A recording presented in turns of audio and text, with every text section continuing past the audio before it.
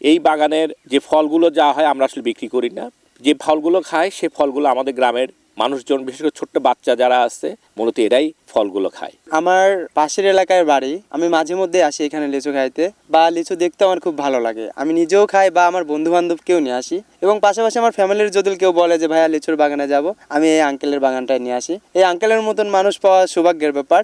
এনার কাছে আমরা যা যখন চেয়েছি সেটাও পেয়েছি, বা এলাকার মানুষও আসে, সবাই এটা খায়। এই বাগানে আমি বিগত 16 বছর যাবৎ কাজ করি। এখানে মানে লিচু বড় হয়, পাকার পরে গ্রামের সবাই মিলে, ছোট বাচ্চারা বড়রা সবাই মিলে খাওয়া, নিজে হাত দিয়ে ছিঁড়ে খায়। আর এখানে কোনো বাধ্যবাধকতা নাই, কোনো মানে কিচ্ছু নাই। অনেক বাইরে থেকেও লোক আসে, আসার পরে নিজে হাতে ছিঁড়ে খায়। আর এখানে কোনো পাকালি বা কোনো কিছু ঠেকানো নাই, ইচ্ছা মতো মানে কোনো নেট কিচ্ছু দেওয়া নাই, মানে সবার জন্য উন্মুক্ত করে দেওয়া।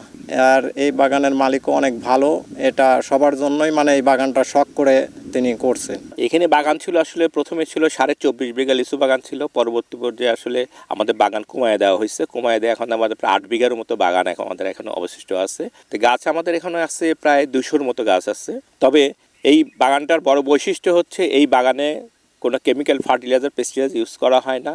আর এখানে আসলে এই বাগানটা কোনো বাউন্ডারি নাই। সবচেয়ে ভালো লাগার বিষয়, এই বাগানটা পাহারা দেয়, আমি মনে করি আমাদের গ্রামের ছোট্ট ছোট বাচ্চা যারা আছে এরাই মূলত পাহারা দেয়। এবং এই বাগানে আরও বৈশিষ্ট্য হচ্ছে যে এই বাগানটা আসলে বাণিজ্যিকভাবে না, এটা আমাদের শখের বাগান।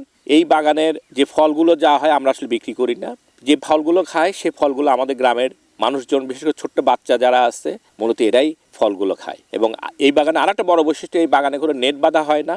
মানে এখানে যা কিছু হয় সব প্রকৃতির সঙ্গে সম্পর্ক রয়ে গেছে। এখানে পাখি বসবে, পাখি খাবে, বাদুর খাবে, বিভিন্ন রকম আরও যে পাখি যেগুলো আছে তাদের অভয়ারণ্য এটা আমরা মনে করি। এটা আসলে বাদুর আমরা দেখছি যেদিন বৃষ্টি হয় সেদিনই মূলত আসলে বাদুরটা বেশি লাগে। এছাড়া বাদুর ওইভাবে আমাদের প্রাদুর্ভাব ওইরকম নাই। তবে এখানে আরেকটা জিনিস আছে, আমরা দেখছি যে রাত্রিবেলা শিয়াল আসে।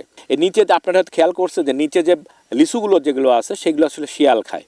বিভিন্ন বিশেষ করে দোয়েল পাখিটাই বেশি আমাদের চোখে পড়ে আসলে। এটাই যে এরা প্রচুর পরিমাণে, আপনারা নিজেরাও হয়তো খেয়াল করছেন যে এখানে প্রচুর পরিমাণে পাখি কিন্তু এই বাগানের মধ্যে নড়াচড়া করছে, তারা কিন্তু এখনও রয়ে গেছে।